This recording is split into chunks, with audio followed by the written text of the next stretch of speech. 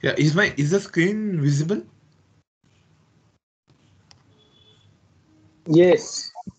Yeah, okay. Yeah.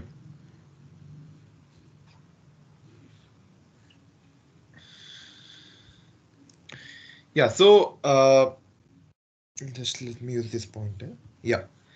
Yeah, so today we'll be discussing about a very important topic, and at the same time a very interesting topic in you can say algebra, which is called groups. Like this is actually, like you can say, a baby step into a very large field called abstract algebra or modern algebra, whatever name you like you can call.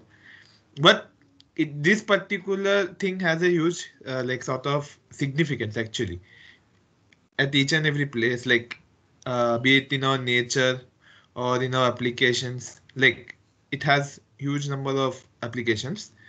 So like usually this thing, they start with some some formal definition, and then they proceed and they try to, like, they start with the formal stuff basically. Like sometimes those kind of formal stuff can be too like abstract for someone who is just a beginner, especially. So that's why I'll be taking a little bit different approach, so that you won't get bored actually. Like sometimes this stuff can be boring or it will be tough to relate. So that's why I'll be going in a different way. So before we proceed, can someone tell like what is common between these three things actually? Symmetry. Particular kind of Yeah, yeah, they're symmetric objects. Like you can rotate this, say by how much, 60 degrees, and still, and at the end you'll get the same like sort of figure. This you can rotate, like if you assume it as nearly circular, then by any degree it will be similar. Like for same goes for this. So they're they're symmetric in nature. Okay. And one of the objects which everyone is quite familiar with, and like they know, like, and they know it's symmetric, is a square actually. Like symmetries of a square. Okay. So uh so there's one thing which like sort of I want you guys to do. Like just 1 minute. uh okay, like this is just fun activity. So like suppose you have a square. Okay, so this is a square. Let me select this part.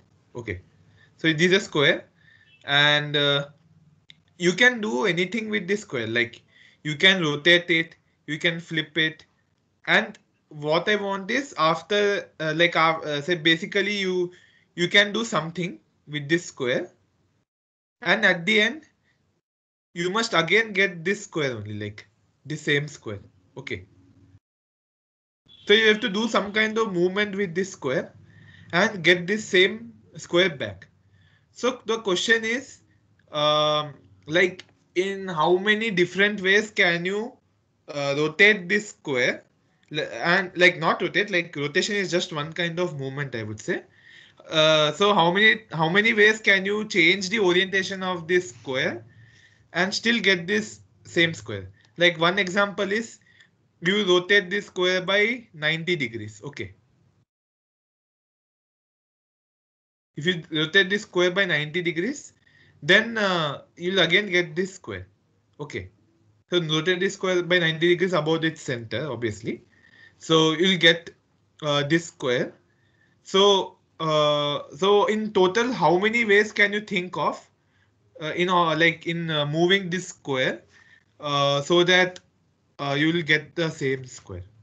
And just one small clarification, like you can assume like 450 degrees rotation is same as 90 degrees rotation. Okay, like anything exceeding, like the all my rotations you can consider to be between 0 and 360 degrees. Anti-clockwise and clockwise are same. Like means I don't like don't consider anti-clockwise because I have given you this freedom. Like basically anti-clockwise 90 is nothing but rotating in clockwise 270 degrees. If you rotate 270 degrees, it's nothing but rotating in anti-clockwise 90 degrees. So you just yes. assume that you have been given clockwise rotations only.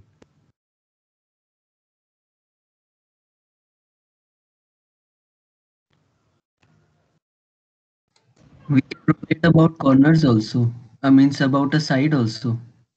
You no means yeah, you can flip about a side, but you cannot rotate about a corner. Like you have to rotate about the center, but you can flip about the side. You can flip about a diagonal also.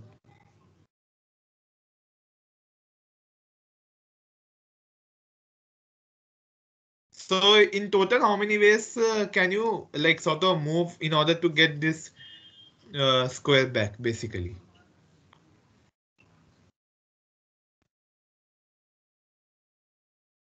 Like basically, you have to give me eight some number of elementary operations, you can say, like elementary stuff which you can do with this square and get this square back.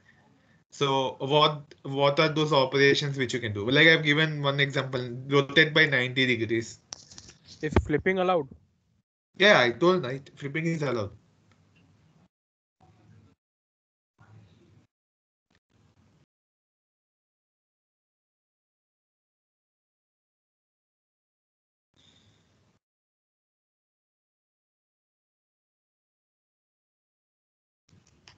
Then many things could be done. Yeah, anything. I want that number. Like, what is that? Like some number of basic steps. Like I'll say the answer also. It's eight. You have to some eight movements are there which you can do and get back the same square. 360 is excluded. It's not included. Like because 0 and 360 is same. Yeah. If we rotate about a side, like we can rotate it both the sides, na? Clockwise and anti-clockwise. I told right 270 degrees clockwise is same as 90 degrees. So No, assume no. that you're rotating I mean, clockwise. flipping about a side. Yeah, flipping you can flipping basically like you can flip about one side. You'll get back the square.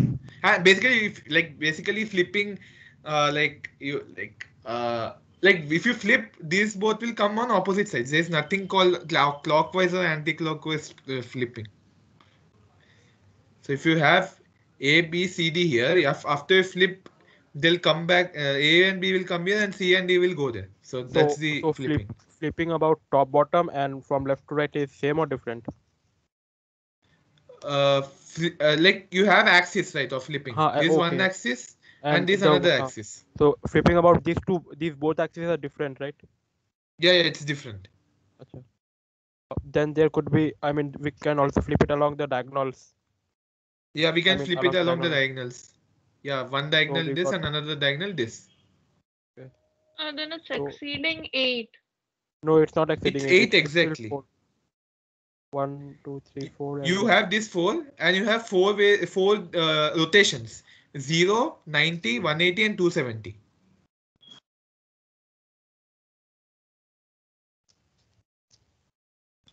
Like, how did someone get more than 8? Like, did they count something twice?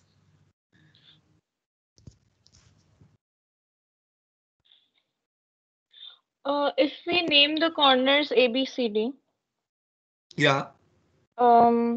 if I flip it about one diagonal, Yeah. then C would replace A and A would replace C. Yeah. And then after, okay, if I do again flip it about that AC diagonal, then B and D can replace each other. Yeah, So but we'll I'm get just the But means I just want the shape, not the corners to appear at the same points I mean, again. after marking the corners, the symmetricity of the object is destroyed. In a way, yeah. But just if you just look at the figure, I must both the figures must be same in a way after one operation. So I guess we have like all the 8 is covered. Like one is 0 degrees, like you don't do anything. Okay. Another one is 90, rotated by 90 degrees. Another one is rotated by 180. Another one is rotated by 270.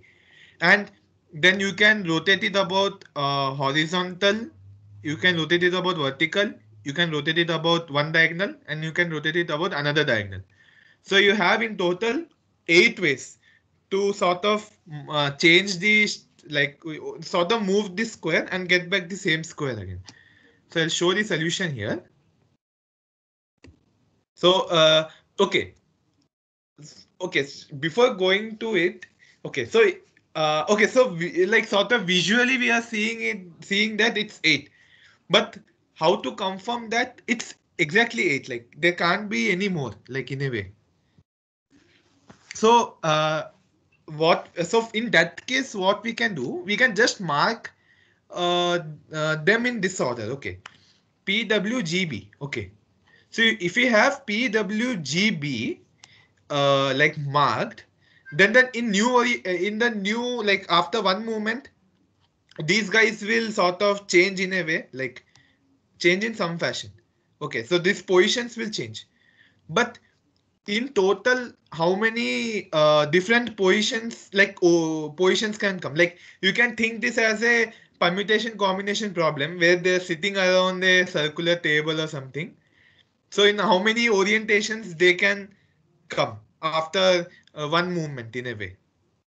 So the only restriction which they have is that, like any movement, there will be only one restriction, is that P and B should be opposite and W and G will be opposite. Like they can't suddenly become neighbors after a movement.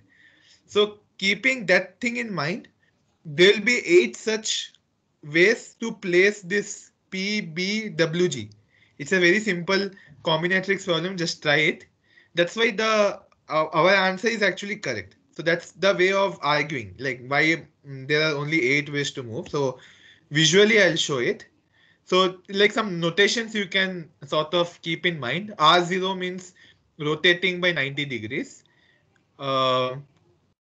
Okay, so like here the movements are counterclockwise. Like there I was telling clockwise, so doesn't make a huge difference. It's same only, like in a way. So you have 90 degrees, then you have 90 degrees counterclockwise. So that thing I represent by R90, and similarly for other angles.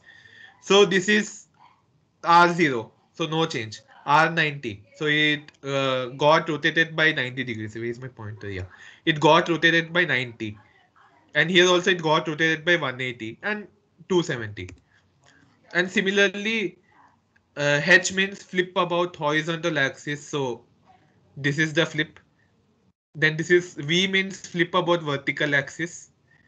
D means flip about the main diagonal. Like this is called the, like we sort of consider this to be our main diagonal in a square. So by D we mean that, and D dash means the other diagonal, flipping along the other diagonal. So these are the 8 basic operations which you can do on a square and get another square basically. So is everything clear till now? Yes. Yeah, fine. Yes. Okay. Yeah. So just remember these names, like in a way, like I hope this convention is clear. R0, R90, R180, R270, and similarly HV, D dash. Like H and V are flipping about horizontal and vertical, and D and D dash is flipping about diagonals. Okay. Okay. So um like now what we can do, as someone was trying to do the same when we were discussing, now let us consider what would happen if we repeat one action after the other. Means by that what I mean is that, suppose first I rotate a square and then I flip it along the horizontal axis. Then what will be my final effect? So that's the thing which I want to discuss basically. Like combination of 2 moves will lead to what basically? Okay.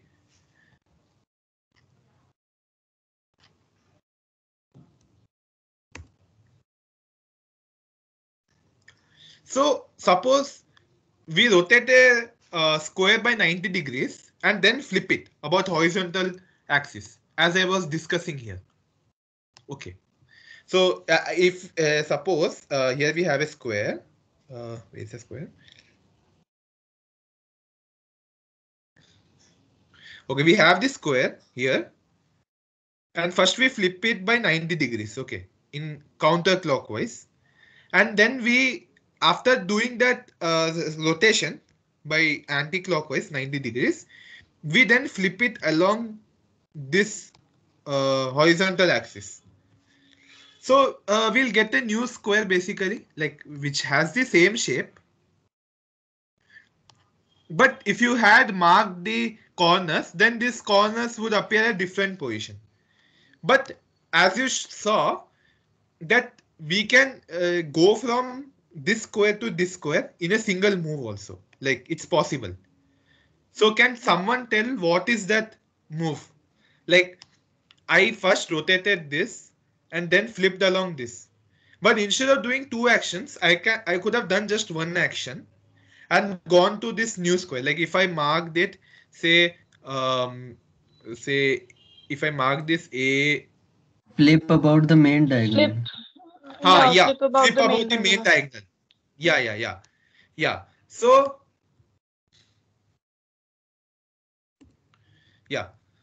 if you do this, it is nothing but flipping about the main diagonal.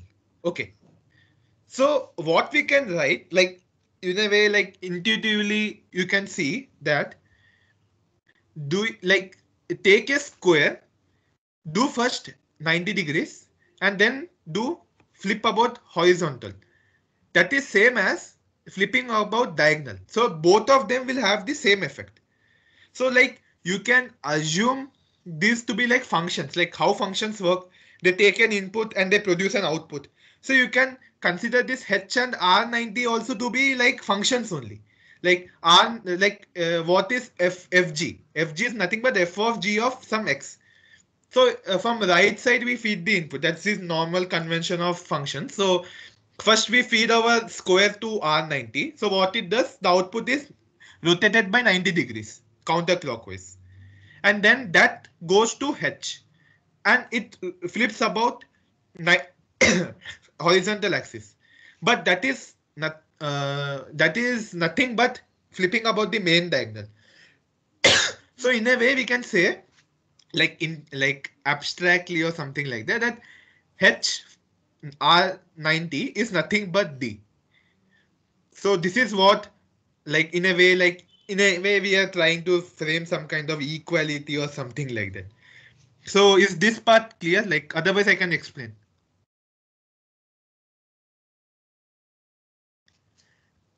Can someone confirm if this is fine? Clear. Fine. Yeah, Yes. clear, right? Okay. So as I said, we had these 8 motions, okay, and you can combine any 2 motions, okay. Like you can combine H and V, and HV you can write, and equivalently you'll get some equivalently it will be equivalent to some one of the 8 motions.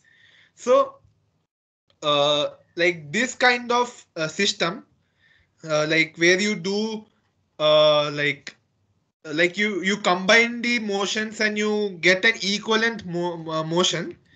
So for a square we call it as a dihedral group of order 8. Okay, this is just a name which is given to this 8 motions and the operations which we do. Like you can forget this naming convention. Just remember that this set of 8 motions is called D4. Like no need to understand like why and all. Just you can just remember that this you have these 8 motions, 4 rotations and 4 flippings, and the operation is nothing but the composition. Like you're composing like 2 functions. How you compose in that fashion? You are just composing these 2 guys. The operations you're composing. So that is the operation which we're doing between these both. I have a doubt. Yeah. Is HR90 is not equivalent to R90H? I mean, both are not the other way around. I mean, first if I do horizontal flip and then 90 degree, and then Yeah, for some H9 H R90 can be equal, but as you'll see in future, it need not be the case for every combination. Okay. okay. So So it might what is happen. the notation actually? First, if I write HR90, then Okay. first I'll Okay. You're basically, if you write, you say, suppose you're writing ABCD, then you're coming from right to left, basically. Like you do D first, then okay, C, then fine, B, fine, then C. Like fine. this is think it of functions like FG. So Oh, what do you yeah, do first? fine. Mm-hmm. We do G, no? Like it's like that Mm. only. Mm. Yeah. Yeah. So just just you can just think it of like this 8 motions as a group. We can just denote it by D4, and like how we do functions composition here also, basically we are composing in a way two motions. So we say that the operation which we are doing between these two actions is composing them. Like I'll come back to this operation stuff later, but now let us look at this property. Like when we combine two motions, we get like some other motion, basically like equivalent motion. So we'll now look at these properties of combining two motions, basically. First is closure property. Can someone tell me what closure property is? Like it is basic, I guess. Someone should know it. Like it has been taught since, I guess, high school.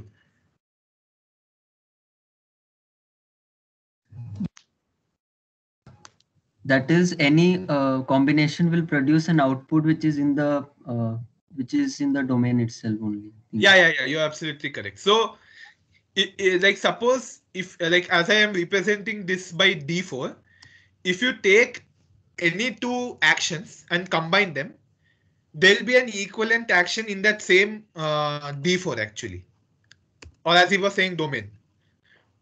So you can so the top actions are done first, and then the column actions are done. So as you saw, if you do R90 first and then you do H, then these four will lead to D, and this is true for every combination. So you take any two combinations and you see its net result, there will be another motion whose net result will be same. So this is what I meant by closure property, and this is being satisfied by this our system which we created. And closure property is very one of the most basic property of any mathematical system, which like sort of we have to guarantee in a way. So let me check whether I can give a counter or not to the one someone was asking. 190. No. Okay, let me check 1 second. H and 90 and H. Yeah, you can see it. Whoever asking, like, suppose if we do AB and BA, whether both of them will be equal or not. If you do suppose first R90 and then you do H, you'll get D. Okay. But suppose you do first H and then you do R90, then you'll get D dash. So the effects of both of them is different actually. Like first, if you do 90 degrees anti-clockwise and then you do horizontal flip, that thing is different from doing first horizontal flip and then doing 90 degrees anti-clockwise. So the order in which you are doing the motions is quite important. So that's why it's not commutative. Like what is commutative? Multiplication you might know, right? AB is equal to BA. That is commutative property. But here the commutative property need not hold actually. That thing we'll see again later. And like every mathematical system, you have an identity. Like, can someone tell me what an identity is? Like in terms of numbers, we can say. If we apply that operation, then there is no change in the. Yeah. So what the identity in our setting is R0. So if you apply R0, there is no change basically. So R0 is our identity element. Then can someone tell me what inverse is? Like in terms of numbers, you can say if you want. I think they both will the both operations will nullify each other. Yeah, in a way they'll nullify each other. So in our present context, when both actions will come and produce no change, basically. Like no change is R0 basically. Like there's no rotation, nothing. Like it's same. So both actions must come and uh, negate each other in a way. So you can see rotating by 90 degrees and rotating by 270 degrees same. Like you can assume you rotated by anti-clockwise and then you again rotated by clockwise. So both are negating each other. So they are inverse basically of each other. And horizontal flip is inverse of itself. Like you do horizontal flip and again you do horizontal flip, you'll get back to the same original orientation. So I hope you got what I meant by inverse. Okay. Obviously, as I showed, the system is not commutative. You can check HD also. Like you can do first flip along diagonal and then do horizontal flip. That won't be equal to doing first horizontal flip and then doing diagonal.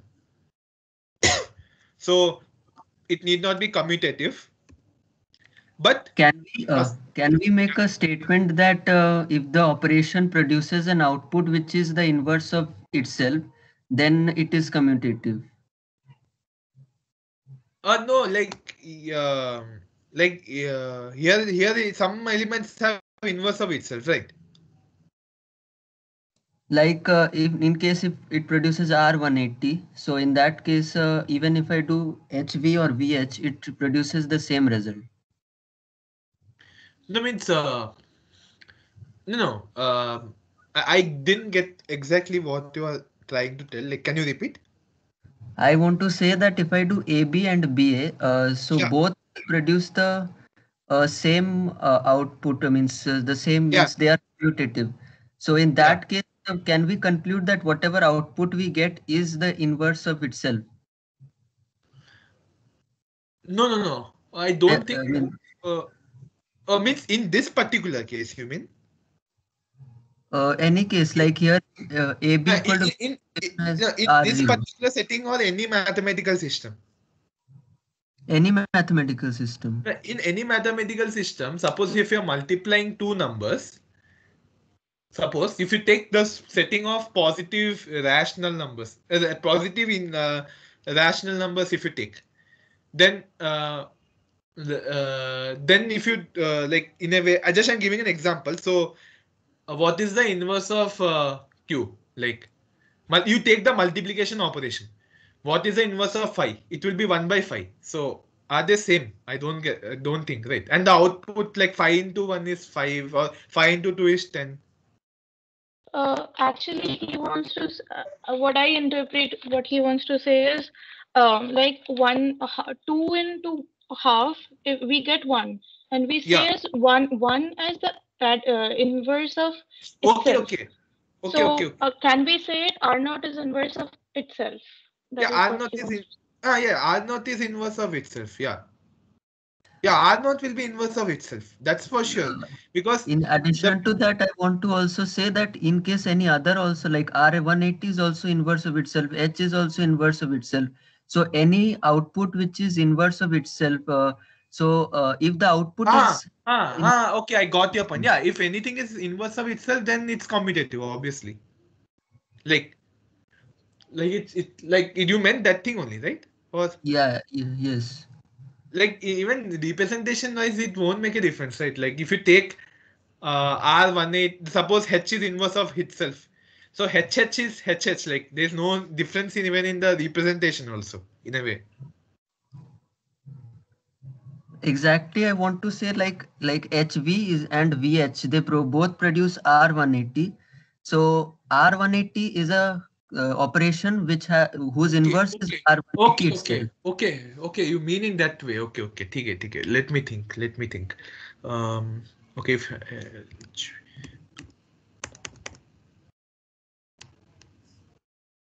Yeah, HP and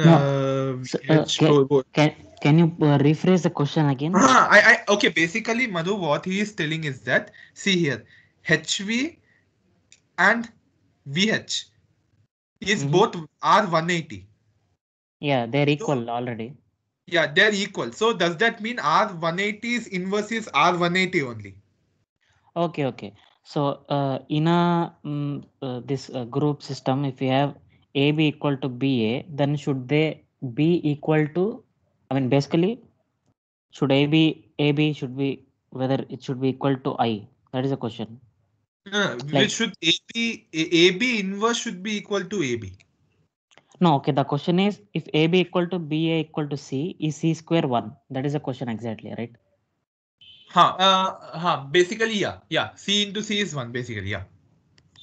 Yeah, I guess that should be true. Just 1 second. Let me if A if AB is equal to BA is equal to C. No, I don't think Let me just that's check true. once. No. C. I want to say that let's assume AB gives C, and we know that C is an identity element kind of thing. Means if we Sure. its inverse is itself only. So we know C already that its inverse is itself. So we can then conclude that AB and BA are equal. Okay, now you're asking AB equal to C, C square is I. I know that. Can you say that?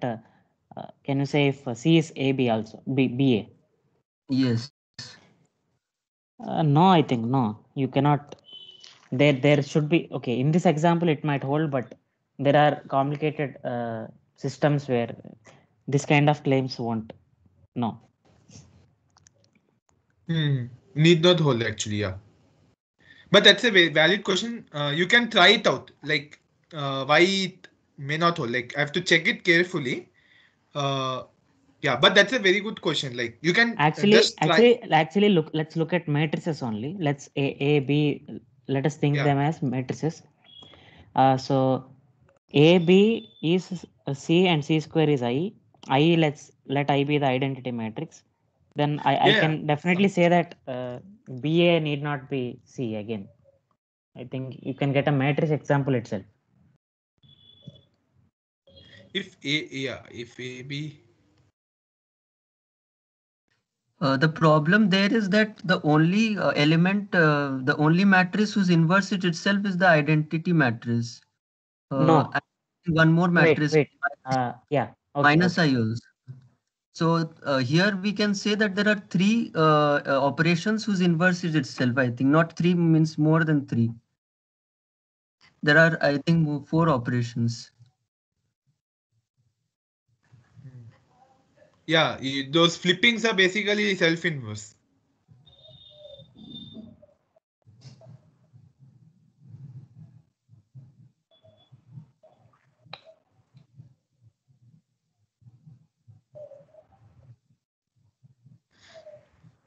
I can say that this is false, but yeah, right now it might be hard to give an example, but definitely this, I don't think it's true.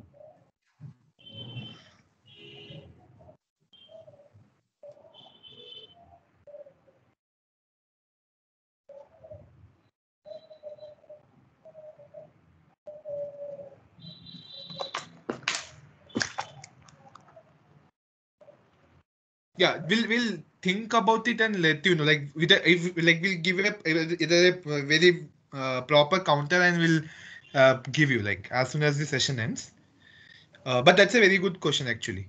So we'll once the session ends, we'll properly work it out and we'll send to you. Okay. Okay. So and the last property is that this thing is associative. Like AB C is equal to ABC. Okay. Now, how do we check this?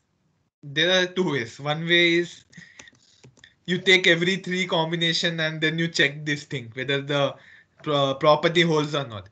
But it's already known that function composition is associative. Okay, there's a well studied thing.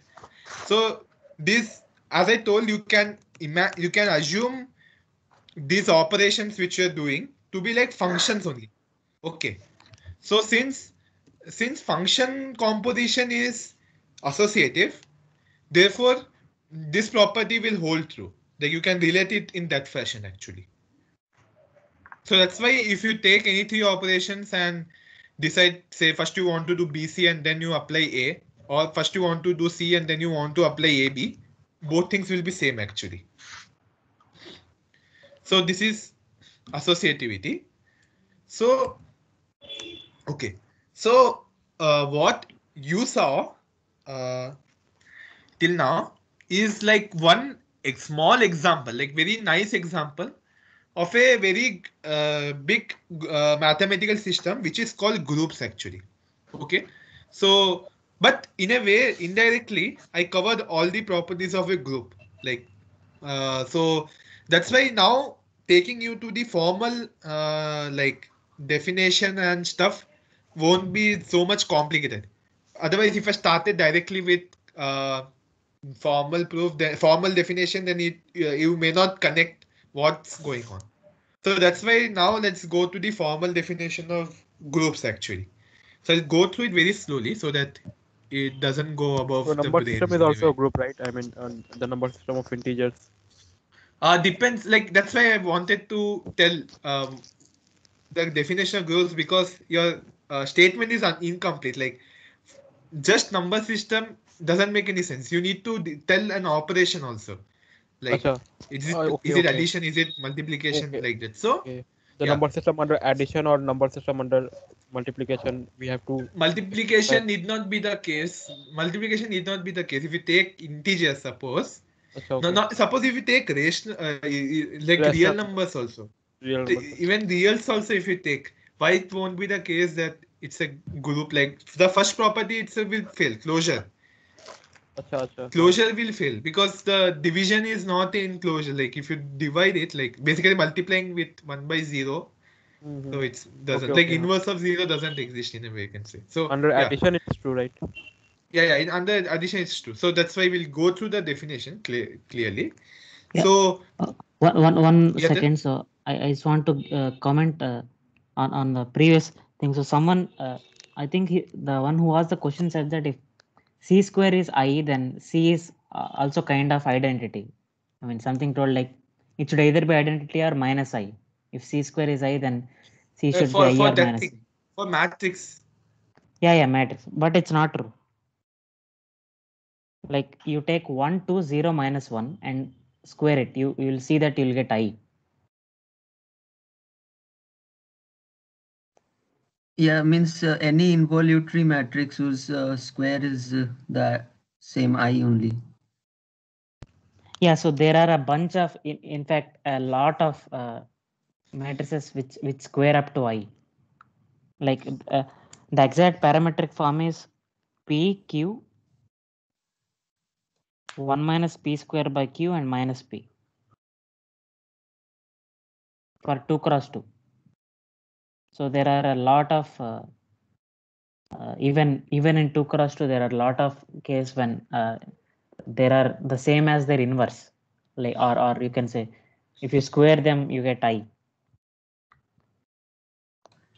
So they are the inverse of themselves. So we cannot say that BA is equal to also the value of inverse, which is itself only. What? I mean to say that it is the inverse of itself. So even if we do the operation in the reverse order, we should get the same output. That's what I want to say. No. So BA is not like AB inverse or so actually AB inverse is B inverse A inverse, right? Yeah, AB inverse is AB inverse is B inverse A inverse, like matrices basically. Yes. This and inverse will be yeah. Actually, this happens because for the existence of inverse, the determinant should exist, but A into B can give I, but A and B might not have a determinant. No, it's not correct, because what is the like if it's basically C, determinant of C will be like depth basically will be mod, like its mod will be 1 basically. Okay, because C square is I, so depth of C square is 1. So depth of C is either 1 or minus 1. Okay. So what is depth of AB? It is depth of A into depth of B, which is depth of C. So both of them should be non-negative. Non-zero. Yeah, sorry, non-zero, sorry. Yeah. If one of them is 0, then the depth becomes 0, AB. So both of their depth will exist actually. Yeah. So for what I'm saying is, for many of your claims, even with matrices, you will find many counterexamples. So if you want to check for this kind of claims, check for even 2 cross 2 matrices. You will get a counterexample if it's false. If you are seeing that it's true, then mostly it's true in general.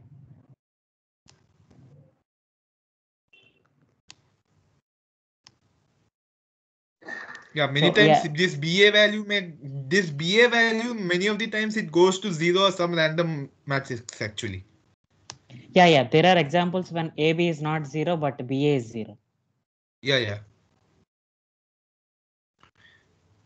So yeah, it will take some time to really absorb all Come this. up with a counter. Yeah. Yeah. But yeah, continue. Yeah, fine. So I'll just go through the formal definition of groups very slowly. So like you can assume there is a set G, okay, which has some elements. Like previously we had a set D4 in which we had those elements, right, the actions. So in that way you have some elements you can assume. And you have some binary operation. Okay. So what that binary operation does, this is star, not multiplication. Remember, this is just a binary operation. So you take two elements, ordered pairs. Remember, A comma B. You take two pairs, so that binary operation will take A comma B and it will assign to another element A star B. Okay. And then A star B must lie in this G. Okay. That is a mandatory thing actually. So this is what I mean by binary operation. So like visually also I can show. So you have A, you have B, you have this star. So these will come here and it will come here. And now it will output A star B. Like A star B is some element in G. And we are just denoting it by A star B. Like when you do 3 plus 5, what it is nothing but 8. And 8 is part of our integer system. So you can correlate in this fashion. Okay. And in our previous example, basically our operation was nothing but composition. So composition generally we don't specify with a symbol, but otherwise the symbol generally used is O in composition. So if you have R, H, and you have this composition, it goes and maps it to RH. RH means they are now combined. So it is nothing but some element in that D4. RH was an element in D4. So this is what I mean by an operation, binary operation. So this set G along with this binary operation, we call it a group. Okay. If these conditions are satisfied. First condition is it should be associative. Okay. So you take any three elements in that group G, then A star B star C is equal to A star B star C. Okay. So it should be associative. As we saw in previously also that particular example was associative. There must be an identity element. So if you do an operation with that identity element, your value is not changing. So A star E is equal to E star A, which is equal to A. And then you have the inverse. Okay. So two elements are said to be inverse of each other if A star B is equal to B star A, which is equal to E. Okay. So basically it produces the identity element. So in that case, you had the inverse correspondingly. So if any mathematical system, like what I mean by mathematical system, in like informal language, in mathematical system is this set G along with the binary operation. This mathematical system is said to be a group if these conditions are satisfied. Okay, so yeah, so that is groups. Then there is a special type of groups. Okay, so in the previous that rotation example you saw that that particular system is not commutative, like AB need not be equal to BA. Okay, so it means that every group need not be commutative. Okay, A star B need not be B star A. But there are groups which where A star B is equal to B star A. Like addition, you can take A plus 1 plus 2 is same as 2 plus 1. Like when we used to learn number system and all, when they say it's commutative, like we used to think like it's pretty obvious that why we need to specify clearly. We need to specify it clearly because there are many mathematical systems where it doesn't hold. So that's why in each mathematical system we state its property clearly. So if any group is commutative, we say that the group, we call that group as abelian group. Okay. And obviously if a group is non-abelian, then there are two elements whose like A star B will not be equal to B star A. There must exist some pair A and B for which this will be the case. So in that case, we call it as non-abelian. Okay. So before we like brush up, like end with the some properties, let's have a look at some like groups actually. Like most of them you know basically in a way. So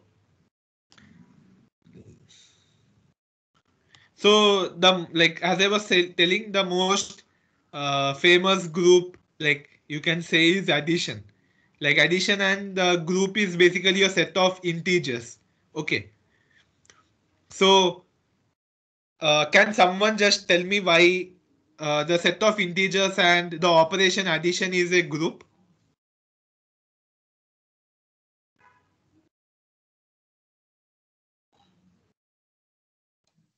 As properties are being satisfied that for the definition of group according to that. Yeah, can you tell like sort of repeat like quickly like what's happening So here, so which makes it a group? it is associative, like if we do the thing in the opposite way, we will get the same output, and it is having an identity of every element, and that is equal to 0, and also inverse, which is the negative of the number. Yeah. Yeah, so And that's also the the case. So closure that's property. why yeah, closure property. Yeah, closure has to be there. Yeah, before we start the algebra itself. And this is Q plus. By Q plus, I mean real Q is rational, right? Yeah, Q is rational. So rational numbers without zero in it. Okay. With zero, it inverse only won't exist. Like 1/0 doesn't exist.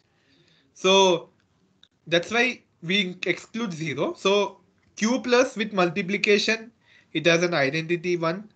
And it's like if the number is m by n, its inverse is n by m. And you can see it's abelian. Okay. Abelian means commutative. And then you have addition more than you have multiplication. R star. I think R star was again positive, I guess, because 0 doesn't exist in this thing. Yeah. And similarly for complex multiplication, and this is matrix multiplication. Okay. So matrices are also a group actually, but under the condition that that should not be equal to 0. Okay. Otherwise, if that is equal to 0, then inverse won't exist. So that's the point.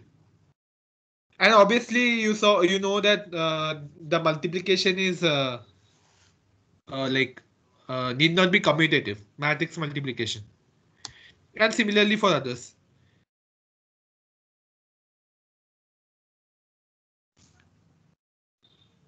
Yeah. So yeah, some properties we sort of take it for granted. Like when no one asked me, like, can't there be more than one identity element in a group? Like, why is it so obvious that you have one identity element only?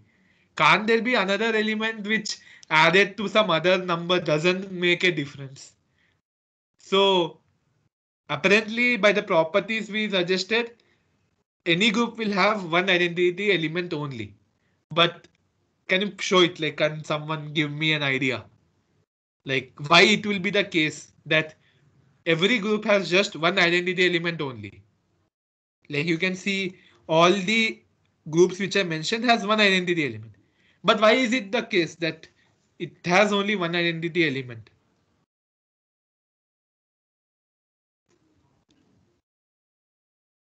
Like, can someone try to, at least like not formally, but try to give me an intuitive answer? Why it won't be the case that there will be more than one identity matrices? Like, what happens when we have more than one identity in a way?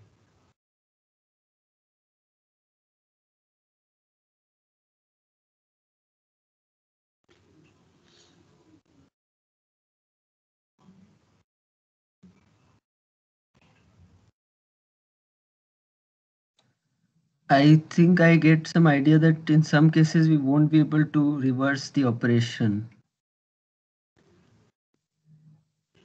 By reversing operation, what do you mean? Like like when you do that, AE is equal to EA, that thing. Bringing back to the original self as it was before. No, first of all, can anyone say the definition of identity? Definition is that if we apply that operation on a particular operation, means if we No, for mathematical definition, like this thing here. Yes, what exactly is written there? Yeah, so it is more than what you're saying. What you're saying is if you apply on something, EA is equal to A, but we have something more. AE is also equal to A. Like, so your sense of identity is something lesser than what it is defined to be. It's more, it demands more. Like, not Ashok, only can EA we- is A. Can we say that, I mean, suppose we have two identities. Okay. Yeah. So if we then apply the operation on the two apply the operation on the two identities, then we would get a single answer. Yeah. You're all, And- you went the correct path. Yeah, that's the way. Okay. Yeah, that then it will And make that them equal. Yeah. then that would make one of them is not an identity. That means they will be both equal in a way. Yes, Like- they would be both equal in a way. Can we I mean, say if- this? Yeah. Then Can we say that if there exists more than one identity element, then there will be infinite number of identity elements? no. There will be no, like what you can show is they will be equal to each other basically. No, but so what happens if, so why is that wrong? So that's not a proof by contradiction, because maybe there are infinite identities. What is the problem? Like what Sohini is saying, so you're trying to approach in this way, you're assuming more than one and you're trying to say there will be infinite. But what is the problem with infinite?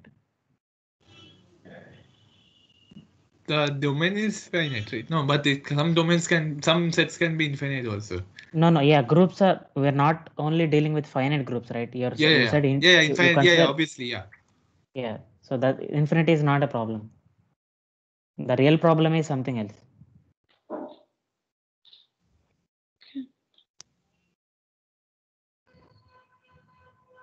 And also what Mohit told, I mean, I don't think you really got the proof. You told something which looked very close to the actual answer, but I don't think you actually got it. I mean, can you say it again? I mean, suppose there are two. Suppose there are two different. There are two different elements which are identity. Okay, and then we apply the operation on the two elements, so we will get an answer. What? Basically, if that thing you be clear actually. Yeah, like there are A star and E star. Yes. Yes. And I didn't get you. Can you repeat? There are, see, when you can't just tell that you are just applying an operation, you need to say from like direction is also important in groups. So Okay. is it A star E or is it E star A? You need to specify that thing also. Okay. So I mean, suppose we take an identity E1 and we take identity E2. Okay. Okay, let me write here. It will be clear for others also. Okay. Suppose we take two identities E1 and E2, and we suppose that those two are different. Okay. So Yeah, fine. if those These need two are not be different, equal. and then Yeah. we apply the operation. Yeah, tell me, don't tell apply. Tell me the exact thing. Like E star So 1A. so suppose we did E star 1A, or we did E star, sorry, E star 1, sorry, E1 star into I mean E1 star E2, we did, suppose. E1 star E2, okay. Equal So to E1 or E. equal to E1 or E2. I mean, whichever will be the answer, the other will be, I mean, we can then safely conclude that the other one is not an identity. I mean, No, like something is missing in your proof. Like this, you mean this is the only step in your like in your this is the only step in your argument. Like okay, so let me write it clearly. Like if E1 is a identity, okay. then A star E1 equal to A. Okay. Similarly, it goes for E2, and then similarly goes for the swap thing also. So now what you are doing, like basically, you have again, you even have this thing also. You have E1 star A is equal to A, and then Okay. yeah, you repeat this both. Okay. So You repeat this both.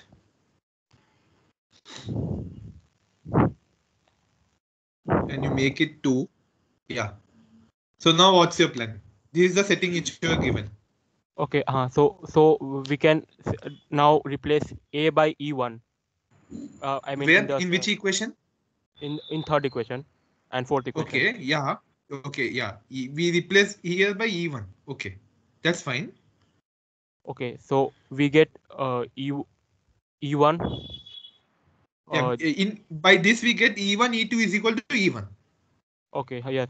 Okay. Yeah. So we get E1, and then in the second, I mean, in the fourth equation, we do the same, and we again get E1. Fourth equation. But in fourth equation it's E2 E1, right? It's E2 E1, and we again get E1. Okay. Because yeah, E2 star A is equal to E1, and yeah, and then we do the same in the first two equations, and we yeah. get You E2. can do it. I mean, we Yeah. replace A Yeah, by here E2 you in the replace first it by equation. E2. Yeah. Yeah. So basically, And you then here we you will get get E1 is equal to E2. Yeah. Yes. Am I right? Just 1 second. Yeah, here. Yeah. I mean, Yeah, you're right. you don't need to do all this, but yeah, the argument Yeah. is if you consider E1, E2, if you apply inverse, I mean, if you let E1 be the identity, then answer is E2. But if you let E2 be the identity, then answer is E1. Then E1 equal to E2. That's it. Yeah. Actually, I was trying to say the same thing, but I couldn't. I mean, The formal proof is what we made you do now, basically. Yeah. Okay. Yeah. So basically, in this equation, if you substitute E dash, you'll get E dash E is equal to E dash, and similarly, if you substitute E here, then you'll get E dash star E is equal to E. Since this both are same, so by equality, E and E dash should be same. So they are one and the same. In if we go by contradiction in a way. So there is only one identity element. But what as Madhu was saying, what will be the problem if you have infinite in a way?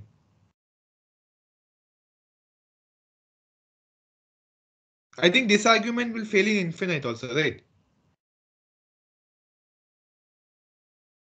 Yes.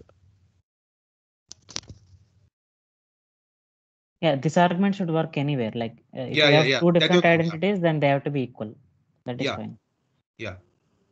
No, the thing is, I think she was trying to contradict by bringing out that there are infinite identities, but that is not a real contradiction.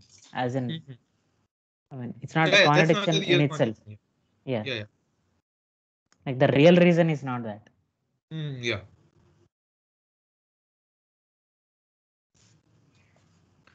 Okay. Okay. So sometimes we'll do the same multiplication. In this not multiplication, this is our operation only. But normally we'll say like when we'll do multiplication, BA is equal to CA will directly cancel A and will imply that B is equal to C. But in groups, is it that obvious that you can directly cut things from the right side and you can imply that B is equal to C, and similarly A star B is equal to A star C, then you can imply B is equal to C. Can you imply, like obviously the property says, but what's the way you'll approach to solve this problem?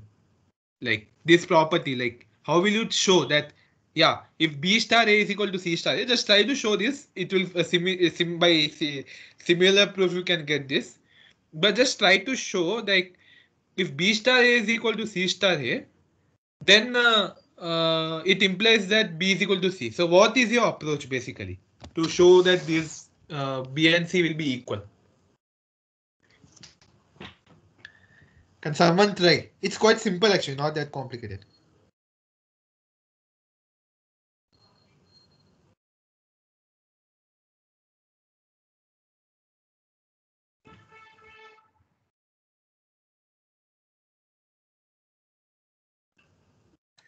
If we multiply both sides with the inverse of the left hand side, then can we prove that? No, multiply by inverse of the A, not. I mean, not multiply, means perform the operation with the inverse of the left hand side on both sides. No, what is left hand side? B and B star A. But you still Inverse of A then. you mean inverse of A or inverse of B star A? B star A. Then you need to prove the other property now that B star A inverse is A inverse star B inverse. Only inverse of A will do. Yeah, inverse of A will do by that property, what we'll call associativity. Associativity. Yeah. Yeah, associativity it will do actually. I think, yeah. That's the correct approach. So if A dash is inverse, then you can just multiply it on both sides, and since it's associative, that's why it will lead to this property. So that's why associative property is quite a key property. Otherwise, why will it hold directly? So this is the formal way to prove. So in similar way, you can show that A star B is equal to A star C. Like if A star B is equal to A star C, then B is equal to C. So let me check how much time is there. Okay, fine, I guess. These two properties I can like leave for you guys to figure out like how to do it. Like it's okay. So use the previous properties, whatever we discussed till now, like this property 1 and property 2 and the properties of a group. Use it to show that for each element A in group, there is a unique element B such that like basically for each element you have only one inverse. Okay, you do, like similar to identity, you can't have in like many inverses. You'll have an unique inverse actually, and you'll have that inverse like some when we included zero like in real numbers, it doesn't have an inverse. That's why we don't consider it. But that's why we framed group in this fashion. For each element, there is an element B. But this says there is an element B. But it doesn't say that there is exactly one element B. There's no need to say this because it will automatically imply actually. So try to prove property 3. And property 4, you might have seen in the form of matrices actually. Like AB inverse is B inverse into A inverse. But like even in matrices also, you need not actually sit and like examine the inverses. Like you exactly need not even calculate the inverse to show this property. Without that only you can show that A star B inverse is B inverse star A inverse. So this is the property number 4. Like doesn't only hold for matrices, it holds for any groups actually. So that's why people study groups actually instead of studying individual systems. Like matrix in itself is a individually a huge system. Like you have one special algebra dedicated for matrices and all, but those are for other properties also. But when you can generalize many systems, like okay, what these in why have there are many other groups also, but why have I chosen this group like addition modern? It's a very huge group, like very important group. Same goes for matrix multiplication. Same goes for component wise addition. So why does it hold like sort of true? Like why does it hold such significance? Is that we have some like very good properties in this group theory, which can be applied to all of them. So that's why we try to generalize stuff and try to analyze the properties. That's why the entire field has a name called abstract algebra. You try to abstract the things. So that's why I leave these two properties to you. These are very common properties. If you want proof, you can ping me to verify. I have like these are available in net also, but don't see it. Okay, try to do on your own. It's quite simple. Yeah. So try to do on your own. So with this, I'll end the discussion. Just let me end the discussion.